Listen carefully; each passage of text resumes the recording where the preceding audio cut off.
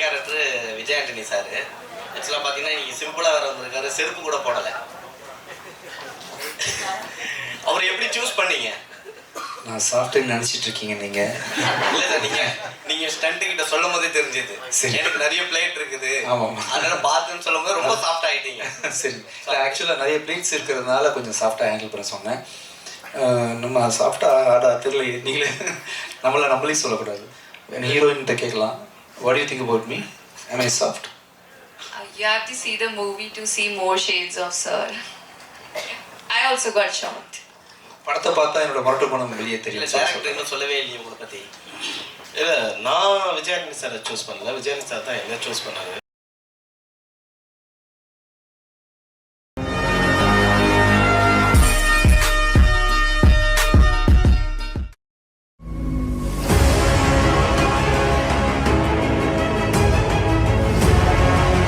பார்க்க முடியாத பெரிய கேள்வி. பிஞ்சு விரல்களும் கொஞ்சி விளையாடும் இவர் ஹார்மோனிய இசை வெள்ளை மனமாகி பிள்ளை குணமாகி ஈர மனதோடு இதயம் நிறைய மக்கள் அன்பில் உருமாறி உற்சாகம் பிடிக்க ஹிட்லராய் வந்து நின்று தொடர் வெற்றிகளை தொடர்ந்து கொடுக்கும் வெற்றி நாயகன். அந்த ஹிட்லர் சர்வாதிகாரி, இந்த ஹிட்லர் அன்பதிகாரி. அழைக்கிறோம் ஆசை போங்க விஜய் ஆண்டனி அவர்களை. இந்த அரங்கத்துக்கு வந்து எங்களை வாழ்த்த வந்திருக்கும் உங்கள் அனைவருக்கும் என்னுடைய மாலை வணக்கங்கள். சந்தோஷமாக இருக்குது.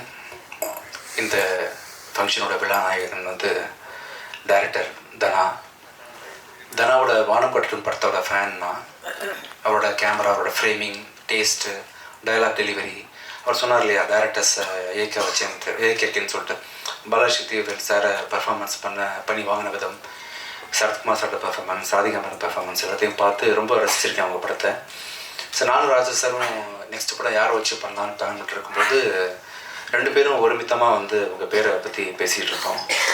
ஃப்ரம் த டே ஃபஸ்ட் டேயில் மீட் பண்ணது வந்து இன்றைக்கி வரைக்கும் ஒவ்வொரு நாளும் வந்து ஆஸ் அ டேரக்டர் உங்களை பார்த்து ரொம்ப நிறைய விஷயம் ஆச்சரியமாக, 3 படத்தில் இவ்வளோ கற்றுக்கிட்டீங்க அப்படின்னு சொல்கிற மாதிரி ஆச்சரியமாக இருக்குது. நிறைய எமோஷன்ஸ் இருக்குது. அதே சமயம் டெக்னிக்கலாக கூட ஷார்ட் டிவைட் பண்ணுறது, உங்கள் டேஸ்ட்டு எல்லாமே எல்லா விதத்துலேயுமே மிக குறுகிய நாட்களில் ஒரு பெரிய படத்தை பண்ண முடியுமா அப்படின்னு பார்த்தீங்கன்னா அது ரொம்ப கஷ்டம். ஆனால் நிறைய டைம் எடுத்து பண்ணார். பட் ஸ்டில் இந்த படத்தோட அவுட்புட்டுக்கு வந்து நீங்கள் எடுத்துக்கிட்ட நேரம் கம்மி தான் உண்மையிலே. ஸோ இன்னும் இப்போ பெரிய பெரிய படங்கள் உங்களால் ஈஸியாக ஹேண்டில் பண்ண முடியும். கண்டிப்பாக ஃப்யூச்சரில் படம் பண்ணக்கூடிய ப்ரொடியூசர்ஸ் எல்லோரும் தைரியமாக பெரிய பெரிய பட்ஜெட் படங்களை இவருக்கு கொடுக்கலாம். அதை டபுள் மடங்கு பட்ஜெட்டாக காட்டுவார். ரொம்ப நாலேஜ் உள்ள டெக்னிக்கலி சவுண்டான ஒரு டைரக்டர் தான். சந்தோஷம் தானா? கூடிய சீக்கிரம் இன்னொரு கதையில் சந்திப்போம். Mani Ratnam sir associate. ஸோ அது மாதிரி தான் இருக்குது படமும். ஆக்சுவலாக நல்லா இருக்குது. டைலாக் டெலிவரிலேருந்து ஆரம்பித்து எல்லாமே அதே மாதிரி தான் இருக்குது. அப்புறம் நீங்கள் குறுக்க பேசுறதுனால அடுத்ததுக்குள்ளே பற்றி பேசிடுறேன். புது மாப்பிள்ளை, நீங்கள் ரொம்ப நைஸ் பர்சன். ஒரு நல்ல தோழமையாக பழகக்கூடிய ஒரு நல்ல மனிதர். ரொம்ப ஸ்வீட்டாக இருந்துச்சு. நல்ல கம்பெனி எனக்கு அவர். Nice sir. 2 படமாக ஆனால் கல்யாணத்துக்கு கூப்பிடல நீங்கள். பரவாயில்ல, சந்தோஷம் கூட ஒர்க் பண்ணுது சார். நைஸ். அவங்க சொன்ன மாதிரி சார், நீங்கள் பிடிச்ச அந்த ஸ்டைல் இருக்குல்ல, காமெடி ஸ்டைல், இது வரைக்கும் யாருமே பிடிக்காது. அது நெல்சன் உங்களை தோண்டி எடுத்தாரா, நீங்களா அப்படி வெளியே வந்தீங்களான்னு தெரியல சார். ஆக்சுவலி தோண்டி எடுத்தாரா, அது செம்மையாக பண்ணீங்க. ஆக்சுவலாக அப்புறம் இந்த டே 1லேருந்து நீங்கள் கேரி பண்ணுற விதம் இருக்குல்ல, இது வரைக்கும் யாருமே இப்படி ஒரு பாடி லாங்குவேஜை வந்து சினிமாக்காக கம்ப்ளீட்டாக மாற்றிட்டீங்கல்ல. இன்னொரு பர்சன் தான் நீங்கள் சினிமாவில் நடிக்கக்கூடிய அந்த கமெடின்றது வந்து ரியல் லைஃப்பில் வேற ஒரு ஆள் பண்ணுற மாதிரி கம்ப்ளீட்டாக வேற ஒரு ஜானரில் நீங்கள் நல்லா பண்ணுறீங்க சார். சூப்பர். அப்புறம் என்னோடய ஃப்ரெண்டு, என்னோடய ப்ரொடியூசர் ராஜா சாருக்கு மனமார்ந்த நன்றிகள். பெரிய கதை இல்லை சார், ரொம்ப கதை பெருசாக இருக்கே, நீங்கள் பண்ணணுமா, வேணா வேறு சின்ன எனக்கு ஏற்ற மாதிரி போயிடலாமான்னு கேட்கும்போது, இல்லை சார் இது பண்ண முடியும், என்னால் நான் பண்ணி காட்டுறேன் அப்படின்னு சொல்லிட்டு எந்த காம்ப்ரமைஸும் இல்லாமல் கூடியில் வரும் படத்தை தொடர்ந்து எனக்கு கூட அவர் கூட நான் பயணிக்கிற 2வது படம் அது. எந்த காம்ப்ரமைஸும் பண்ணிக்காமல் ரொம்ப சிறப்பாக இன்னைக்கு வரைக்கும் நல்ல படம் வர்றதுக்கு முக்கியமான காரணம் நீங்கள் அமைஞ்சிருக்கீங்க சார். ரொம்ப நன்றி. நிறைய படங்கள் ஃப்யூச்சரில் பண்ணணும் நாம. Thank you so much sir. அப்புறம் இந்த படத்தோட ஹீரோயின், நான் ஷாக் ஆகிட்டேன். ஆக்சுவலாக உங்களுக்கு இவ்வளோ தமிழ் தெரிஞ்சு தான் நான் ஷூட்டிங் ஸ்பாட்டில் நிறைய பேசியிருப்பேன். ரொமான்ஸ் பற்றி நான் டிஸ்கஸ் பண்ணியிருந்துருக்கலாம். நாங்கள் இப்போ தான் தெரியும். ஆக்சுவலாக is the one which you practiced are is a real flow? Real flow. Okay, நல்லா தமிழ் பேசுகிறீங்க ரியா. சந்தோஷமாக இருக்குது. எனக்கெல்லாம் இன்னொரு லாங்குவேஜ் கற்றுக்கிறது ரொம்ப கஷ்டமான விஷயம். இன்றைக்கி நிறைய தெலுங்கு படங்கள் ரிலீஸ் ஆகிட்டு இருக்கு. அந்தரிக்கி நமஸ்காரம் தவிர்த்து எனக்கு எதுவும் தெரியாது. பட் நீங்கள் தமிழில் வந்ததுலேருந்து ஒரு ப்ரெஸ் மீட்டே நீங்கள் வந்து ஹானர் பண்ணுற தமிழில் நீங்கள் டைலாக் டெலிவரி பண்ணுற அளவுக்கு நல்லா பண்ணுறீங்க. சந்தோஷம். வெரி ஸ்வீட் அண்ட் சிம்பிள் பொண்ணு. எந்த ஹீரோயினுக்கான ஒரு அப்படி இல்லாமல் ரொம்ப சிம்பிளாக இம்மிடியட்டாக கூப்பிட்டா கூட மேக்கப் இல்லாமல் கூட சம்டைம்ஸ் வந்து டைமுக்காக ஹானர் பண்ணி வந்து இங்கே கூட ஒரு சகஜமாக பழகின ஒரு ரியா சுமன் வந்து ஒண்டர்ஃபுல் ஆர்டிஸ்ட். இன்னும் நிறைய படங்கள் வந்து நீங்கள் ஃப்யூச்சரில் தமிழில் பண்ணுவீங்க. அடுத்தது வந்து Tamil sir, Taanakkaran director Tamil sir வந்து is a wonderful artist. Again ரொம்ப சந்தோஷமாக இருக்குது. ஒரே படத்தில் வந்து 3 directors, Gautham Menon sir, Tamil sir and தனா 3 பேர் கூட ஒர்க் பண்ணது. தானக்காரன் சார், தமிழ் சார் வந்து ரொம்ப அருமையாக, ரொம்ப இயல்பான நடிப்புன்னு தெரியாத அளவுக்கு ரொம்ப இயல்பாக பர்ஃபார்ம் கூடிய ஒரு நல்ல ஒரு artist. Nice working with you sir. சந்தோஷம் சார். அடுத்தது Vivek Prasanna sir, thank you so much sir. நல்லா பண்ணுறீங்க. ஆக்சுவலாக நான் உங்களை அந்த சொன்னில் ஒரு படம் உங்களுக்கு காவி வேஷ்டி கட்டி நடிச்சிருப்பீங்களா ஒரு படம் என்ன படம் சார் அது? நான் ரயில்வே ஸ்டேஷனில் சண்டை போடுவீங்களா நிறைய பேர், நெஞ்சம் முடிய வேண்டும். அந்த சீன் அடிக்கடி பார்த்துருக்கேன் நான். Wonderful performer. அந்த சீன் பார்க்கும்போது வயசானவர் போல் இருக்கு இவர் அப்படின்ற மாதிரி நினச்சிட்டு இருந்தேன். ஐ திங்க் பிஃபோர் 4 இயர்ஸ் வந்த படம் இல்லை சார். ஆக்சுவலாக 4 இயர்ஸ் அப்போவே அது ரொம்ப சின்ன வயசு நீங்கள் ஆக்சுவலி. பட் அந்த டைமில் நீங்கள் வந்து உங்களை கேரி பண்ணியிருந்த விதம் இருக்குல்ல, இப்போ நேரில் பார்க்கும்போது தான் ரொம்ப சின்ன ஆள் தானே இவர் அப்படின்ற மாதிரி, ஐ மீன் வயசு வரல. ஸோ நான் ரொம்ப அருமையாக கேரி பண்ணுறீங்க. டைலாக் டெலிவரி, நீங்கள் பேசுகிற தமிழ் ப்ரொனன்சியேஷன் எல்லாமே நல்லா இருக்குது. ஸோ இன்றைக்கி விழா நாயகர்கள் இன்னொருத்தவங்க வந்து விவேக் மெர்வின். அவங்களோட இசையோட தீவிரமான ஃபேன் தான். புகழ் படத்தில் நீங்கள் பண்ண சாங், அந்த சாங்லேருந்து உங்களோட ஒர்க்கு, நீங்கள் இன்ஃபேக்ட் நீங்கள் 2 பேரும் நல்ல ஆக்டர்ஸ் கூட. நான் உங்கள் ஆல்பம் சாங்ஸ் விஷுவல்ஸ்லாம் பார்த்துருக்குறேன். ரொம்ப நல்லா கேரி பண்ணுறீங்க உங்களை. நீங்கள் வந்து ரொம்ப அருமையாக ஆல்பம், இப்போ அவங்க ரீசெண்டாக கூட நான் ரிலீஸ் பண்ணல ஒரு ஆல்பம் ஒன்று, ரொம்ப ஒண்டர்ஃபுல்லாக பெர்ஃபார்ம் பண்ணியிருந்தீங்க. ஸோ கண்டிப்பாக நீங்களும் வந்து ஃப்யூச்சரில் ஒரு ஆக்டராக வர்றதுக்கான அத்தனை வாய்ப்புகள் இருக்குது. பண்ணலாம். சின்ன கிசு மட்டும் ஏதாவது நீங்கள் கிரியேட் பண்ணி விட்டுட்டீங்கன்னா யார் கூடயாவது கூடிய சீக்கிரம் வந்து பேசப்படுவீங்க. நல்லா பண்ணுறீங்க. நல்ல ஒண்டர்ஃபுல் பர்ஃபார்மன்ஸ், நல்ல டியூன், நல்ல சென்ஸ், நல்ல காம்பினேஷன். ஸோ 2 பேரும் சேர்ந்து இப்போ ஒருத்தராலே நிறைய லைஃப்பில் ஜெயிக்க முடிய வாய்ப்புகள் இருக்கும்போது 2 பேராக சேர்ந்து இருக்கும்போது எவ்வளோ வாய்ப்புகள் இருப்பாங்க சக்ஸஸ் பண்ணுறதுக்கு. கண்டிப்பாக உங்கள் காம்பினேஷனில் வந்து யூ வில் டூ ஒண்டர்ஸ் நம்பிக்கை இருக்குது. அப்புறம் முரளி சார், என்னை வச்சு நீங்கள் வந்து ஃப்ளைட் ஹேண்டில் பண்ணுறது ரொம்ப கஷ்டம்தான். அண்ட் இன்ஃபேக்ட் ஆக்சிடென்ட்க்கு அப்புறமா நான் பண்ணேன். ஸோ இந்த பக்கம் முகம்லாம் ரொம்ப சாஃப்டாக இருந்துச்சு, பிளேட் நிறைய இருந்துச்சு. ஸோ ஃபைட்டில் தெரியாமல் எங்கேயாவது பட்டால் கூட உள்ள பிரச்சனைன்ற மாதிரி ஒரு கிரிட்டிக்கல் பொசிஷனில் என்னை ஒப்படைச்சேன் சார்கிட்ட. ரொம்ப பூ போல பார்த்துட்டீங்க சார். தேங்க்யூ. நல்ல ஒண்டர்ஃபுல் ஃபைட் மாஸ்டர். இந்த படம் பார்க்கும்போது அப்படி தெரியவே தெரியாது, நான் சொல்கிறதுக்கெலாம் ரொம்ப மிருகத்தனமாக இருக்கும் இந்த ஃபைட்லாம். நீங்கள் பண்ணது அவுட்புட் பார்த்தேன் சார். ஒண்டர்ஃபுல். ரொம்ப நல்லா பொறுமையாக ஹேண்டில் பண்ணிங்க sir. Thank you so much. Nice sir. Thank you sir. Next படத்தில் ஒர்க் பண்ணுவோம் நம்ம. அடுத்தது வந்து நான் ரீசெண்ட் டைமில் மியூசிக்கை விட ரொம்ப இம்பார்ட்டன்ஸ் கொடுத்து நான் பார்க்கக்கூடிய ஒரு துறையாக வந்து எடிட்டிங் அமைஞ்சு போச்சு. அப்படின்றதுனால தான் பார்த்தீங்கன்னா நான் வந்து மியூசிக் கூட கொஞ்சம் ஓரம் கட்டி வச்சுட்டு எடிட்டிங்கில் ஃபோக்கஸ் பண்ண ஆரம்பிச்சிட்டேன். அந்த துறைக்கு இந்த படத்துக்கு சொந்தக்காரரான நம்ம சங்கத்தமிழன் அவர்களோட ஒர்க்கை பார்த்து நான் மேலே பிரமிச்சு போயிட்டேன். ரொம்ப பொறுமைசாலி, நல்ல டேஸ்டான ஒரு எடிட்டர் நீங்கள். ரொம்ப ஸ்பேஸ் விட்டு அவர் படத்தோட அவுட்புட் வந்து நல்ல ஸ்பேஷியஸாக வந்திருக்கு. மணிரத்னம் சார் ஸ்டைலில் வந்திருக்குன்னா அது கண்டிப்பாக காரணம் நீங்கள் தான். ஈஸியாக வந்து மணி சாரில் ஓகே பண்ண மாட்டார். ஸோ தனாவோட ரைட் ஹேண்ட் நீங்கள். நிறைய படங்கள் ஃப்யூச்சரில் பண்ணி ஸ்ரீகர் பிரசாத் சார் மாதிரி பெரிய பேர் வாங்கணும்னு ஆசைப்பட்றேன். Thank you so much. அப்புறம் இந்த படத்தோட காஸ்டியூம் டிசைனர் மீனாட்சி, அனுஷாஜி, மீனாட்சி காணும் மேலே.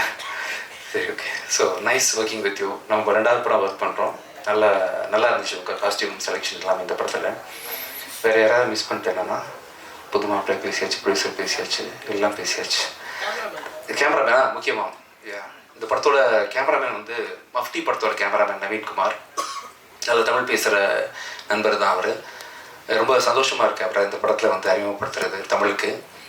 என்னோடய அடுத்த படமும் அவர் தான் கேமரா பண்ணுறாரு. கண்டிப்பாக தமிழுக்கு வந்து ஒரு முக்கியமான find Santosh Sivan sir, PC Sriram சாரோட வரிசையில் வந்து கண்டிப்பாக நவீன்குமார் பெரிய கேமராமேனாக தமிழில் பேசப்படுவார். இந்த படத்தில் கேமரா ஒர்க் ரொம்ப பெருசாக பேசப்படும்.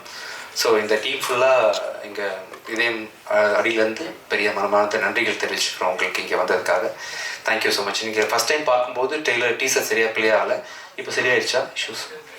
இப்போ நீங்கள் இந்த நிகழ்ச்சி முடியும் போது ஒருத்தர் டீசர் நீங்கள் அவசியம் பார்க்கணும். நன்றி, தேங்க்யூ. இங்கே இருக்கீங்க. இது வந்து பர்சனலான கொஸ்டினாக தான் விட்டுருங்க, வேணாம். சரிங்களா? நீங்கள் வந்து செருப்பு போடாத காரணம் என்ன ரகசியம் இருக்கா? இல்லை அப்படி ஒன்றும் இல்லை, திடீர்னு மனசுக்கு தோணுச்சு. இதையும் பெருசாக யோசிக்கிறது இல்லை. திடீர்னு ஒரு நாள் ஸ்டாப் பண்ணேன்னு தோணுச்சு, ஸ்டாப் பண்ணிட்டேன். திடீர்னு ஆரம்பிக்கணும்னு ஆரம்பிச்சிடணும், அவ்வளோ. இப்போ ஒரு விஷயம் சொன்னீங்க, ஹீரோயின்கிட்ட வந்து பேசும்போது ஒரு வேவ் லைன் ஒர்க் ஆகலைன்னு சொல்லிட்டு அவங்க கம்யூனிகேஷனுக்காக நீங்கள் விட்டீங்க. மற்ற ஹீரோயின்லாம் எப்படி சார்? தம்பி இல்லைதான் சொல்கிறது, நான் பண்ணுற படங்கள்லாம் சீரியஸான படங்கள்ன்றதுனால நமக்கு வந்து ரொமான்டிக்கான போர்ஷன்ஸ் நிறைய படத்தில் வரதில்லை. பெரிய இலக்கு ஒன்று சூஸ் பண்ணிட்டு அதை சால்வ் பண்ணுற நோக்கத்தில் எல்லா கதைகளுமே அமைதுன்றதுனால இந்த படத்துலையும் பார்த்தீங்கன்னா டேரக்டர் வந்து பெரிய ரெஸ்பான்சிபிலிட்டி கொடுத்துறாரு. எல்லா படமே கொஞ்சம் ஆக்ஷன் மோட்லேயும் சீரியஸாக ஹீரோ இருக்க வேண்டிய சூழ்நிலை கொஞ்சம் இதை நம்ம ட்ரை பண்ணியிருக்கோம். ஆக்சுவலாக என்ன சொன்னேன்னா, உங்களுக்கு தமிழ் தெரிஞ்சிருந்தா இன்னும் நிறைய பேசியிருப்பேனே ஷூட்டிங் ஸ்பாட்டில், அது மாதிரி ட்ரை பண்ணியிருப்போமே அப்படிங்களா. ஒன்று நடிக்க சார், அவன் தயவு செஞ்சு நடிக்க விட்டுருக்குதான். கல்யாணத்துக்கு முன்னாடி கோட் ஷூட்டு ஷர்ட் இன்சர்ட் பண்ணிட்டு வருவீங்க, கல்யாணம் முடிஞ்சதுக்கு அப்புறம் ஒரு ஸ்டைலிஷா இப்போ வந்து அப்படியே ஜிகிஜின்னு அதெல்லாம் ஒன்றும் இல்லை, நான் சொல்லி அனுப்புனது இல்லைப்பா. இது புதுசாக எடுத்தேன், போட்டுன்னு வந்தேன், அவ்வளோதான், வேற எதுவும் இல்லை. மனைவி சொன்னாங்களா? அதெல்லாம் இல்லைங்க, பாவங்க, அவங்க ஷூட்டிங் போயிருக்காங்க. இது முதல் மேடை வேற, கல்யாணம் முடிஞ்சு எல்லாம் முடிஞ்சு முதல் மேடை எப்படி இருக்கு? வீட்டில் இருந்தால் யோசிச்சுட்டு வந்தேன், அதெல்லாம் இது முதல் மேடை தான். சூப்பராக இருக்கு. படத்துல எப்படி விஜய் ஆண்டனி சாரோட நீங்க வந்த சார் ஜாலியாக இருப்பார். நீங்கள் நினைக்கிற மாதிரி கிடையாது. சார் எப்பவுமே ஏதாவது ஒரு கமெண்ட் பண்ணிட்டு ஜாலியாக இருப்பார். டெரர்லாம் கிடையாது, சாஃப்டா.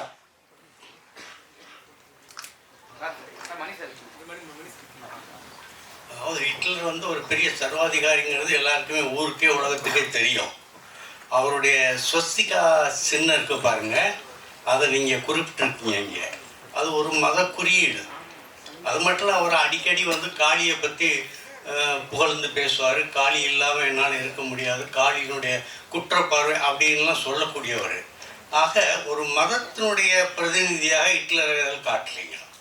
நாங்கள் அப்படி எதுவும் காட்டவும் இல்லை, அந்த மாதிரி ப்ரொஜெக்ட் பண்ண வேண்டிய தேவை இந்த படத்துக்கும் இல்லைன்றதுனால நீங்கள் ஹிட்லரை ஒரு சர்வாதிகார ஒரு இதுவாக மட்டும் பார்த்தா போதும்னு தோணுது எனக்கு.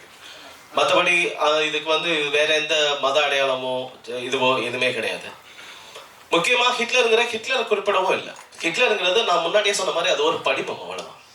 இல்லை, அந்த படிமத்தை வந்து கதாநாயகனை வந்து உயர்த்தி காட்டுற ஒரு தமிழ் சினிமாவில் நீங்கள் இது ஹிட்லர் வந்து கதாநாயகன் சொல்லுதுன்னு நீங்கள் சொல்ல முடியாது. இல்லை, நான் வந்து இந்த படத்தினுடைய தலைப்பை வச்சு நான் சொல்கிறேன். படத்தோட தலைப்பு வில்லனுக்குண்டான தலைப்பாகவும் இருக்கலாம் இல்லையா? ஓ, அப்படின்னா கதையினுடைய நாயகன் எதிர் நாயகனா? கதையினோட நாயகனை மட்டுமே தலைப்பாக வைக்கணும்னு இல்லையே சார். டேரக்ட் சார், அதாவது ஆரம்பத்தில் ட்ரெய்லர் என்ன போட்டிங்கனாக்கா, நாம் என்ன ஆயுதம் எடுக்கிறோங்கிறத எதிரிகள் தீர்மானிக்கிறான்னு சொல்லி, அது மாவோவுடைய வாசகம். ஹிட்லர் மாவோ ரெண்டும் ஆப்போசிட்டா இருக்கு. இல்லை, எனக்கு அதுதான் புரியல. நீங்கள் வந்து அதில் இருக்க கருத்தை எடுத்துக்கணும்னு தான் நான் நினைக்கிறேன். அது அதோட யார் சொன்னா அவர் சொன்னதுல ஏதாவது குறியீடா இருக்கா அப்படின்னு போனா கிடையாது. இந்த படத்துக்கு அந்த வரி வந்து ரொம்ப முக்கியமான வரி. ஒரு போராட்டம் அப்படிங்கிறது வந்து நம்ம எந்த விதமா போராடம் அப்படிங்கிறத வந்து நம்மளோட எதிரி தீர்மானிக்கிறாங்கிற ஒரு மாவோட அந்த வரிகள் வந்து ரொம்ப முக்கியமான வரிகளா நான் நம்புறேன். இதை வந்து அதனால இதை நம்ம கொண்டு வரோம். ஹிட்லருங்கிறத வந்து ஒரு ஒரு சர்வாதிகாரத்தோட அடையாளம். ஒரு ஒரு மனிதன் ஒரு சர்வாதிகாரத்தை அடைஞ்சிடக்கூடாது, ஒரு ஹிட்லரா ஆயிடக்கூடாது அப்படின்ற ஒரு முனைப்பு தான் இந்த படம்.